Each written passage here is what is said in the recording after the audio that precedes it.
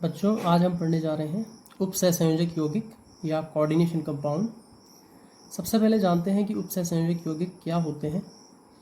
तो उपसहसंयोजक यौगिक दो या दो से अधिक यौगिकों के रासायनिक संयोग से निर्मित ऐसे यौगिक होते हैं जो ठोस अवस्था के साथ साथ विलयन अवस्था में भी अपनी पहचान बनाए रखते हैं तथा जिनके गुण अपने अवयवी यौगिकों से भिन्न होते हैं।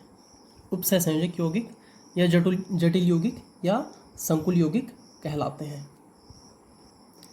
अब दो या दो से अधिक यौगिकों से तो द्विक लवण भी बनते हैं, लेकिन देखो द्विक लवण में क्या होता है कि जो लवण होते हैं एक तो इक्विमोलर रेशियो में मिलाए जाते हैं।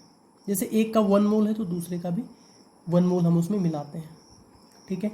दूसरी चीज़ जो द्विक लवण होते हैं, जैसे फिटकरी है K2SO4 Al2SO4 का होल थ्राइस 24H2O, तो इसमें पोटेशियम सल्फेट और एल्यूमिनियम सल्फेट जो है इन दोनों के गुण भी फिटकरी प्रदर्शित करता है। तो यानी कि अपने अवयवी लवणों के गुणों को प्रदर्शित करता है द्विक लवण, जबकि उपसहसंयोजक यौगिक में ऐसा बिल्कुल नहीं होता है। ये अपने कंस्टिट्यूएंट के गुणों को प्रदर्शित नहीं करता है। साथ ही साथ विलीन अवस्था में ये अपनी पहचान बनाए रखता है, अपने स्थायित्व को बनाए रखता है, जबकि द्विक लवण जलीय विलयन में अपने आयनों में पूर्ण रूप से टूट जाता है और अपनी पहचान खो देता है। तो यहाँ पे हम देखेंगे कि किस प्रकार से उपसहसंयोजक यौगिक का निर्माण होता है।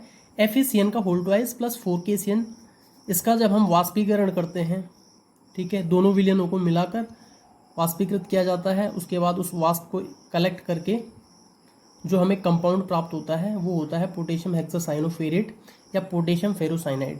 तो ये एक जटिल यौगिक है। अब इस जटिल यौगिक की विशेषता क्या है, इस वर्ग कोष्ठक के अंदर जो स्पीसीज विद्यमान है ये विलयन में भी अपनी पहचान को बनाए रखती हैं। ये इसी फॉर्म में रहती हैं। देख लीजिए आप, जल में जब इसको घोला जाता है तो जल में घोलने पर K पॉजिटिव आयंस अलग हो जाते हैं और FeCN का होल 6 4 नेगेटिव ये वाला पार्ट अलग हो जाता है, लेकिन इसमें Fe और Cn नेगेटिव जो होते हैं ये फिर भी एक दूसरे के साथ बंधे हुए रहते हैं। तो कुल मिला के वर्ग कोष्ठक के अंदर निहित जो स्पीसीज होती हैं, जो आयंस होते हैं, वो एक साथ बंधे हुए रहते हैं। ठीक है। यानी कि अगर हम इस स्पीसीज का केमिकल टेस्ट करेंगे तो केमिकल टेस्ट करने पे न तो ये आयरन के लिए टेस्ट देगा, ठीक है, न तो ये फेरासाइन के लिए टेस्ट देगा, ना ही ये Cn नेगेटिव के लिए टेस्ट देगा। ठीक है। ये वाला आयन जो है ये जटिल आयन है। थोड़ा सा जान लेते हैं कि डबल सॉल्ट द्विक लवण और उपसहसंयोजक यौगिक में क्या डिफरेंस है। जैसे कि पहले आपको बताया था फर्स्ट डिफरेंस कि जो द्विक लवण बनते हैं, डबल सॉल्ट बनते हैं, उसमें इक्विमोलर रेशियो होता है। इक्विमोलर रेशियो का मतलब क्या हुआ कि अगर एक के 1 मोल यूज़ हो रहे हैं तो दूसरे सॉल्ट के भी 1 मोल ही यूज़ होंगे।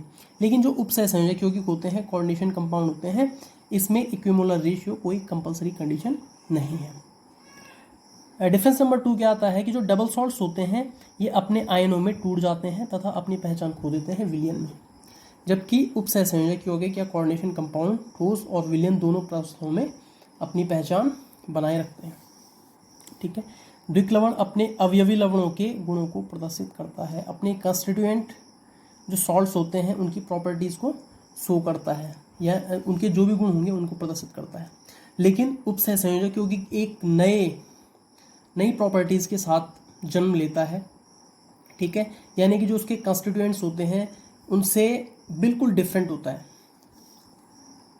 इसके बाद आता है द्विक लवण जो होते हैं कंप्लीटली आयनिक प्रकृति के होते हैं, लेकिन उपसहसंयोजक यौगिक जो होते हैं इसमें धातु के जो रिक्त कक्षक होते हैं, रिक्त डी कक्षक होते हैं या जो अन्य कक्षक होते हैं, उनमें इलेक्ट्रॉन रिच स्पीसीज या इलेक्ट्रॉन धनी स्पीसीज जो होते हैं या तो वो उदासीन होंगे या नेगेटिवली चार्ज होंगे, वो अपने इलेक्ट्रॉन युग्म को डोनेट करते हैं और डोनेट करने के बाद इसके साथ उपसहसंयोजक बंध का निर्माण करते हैं।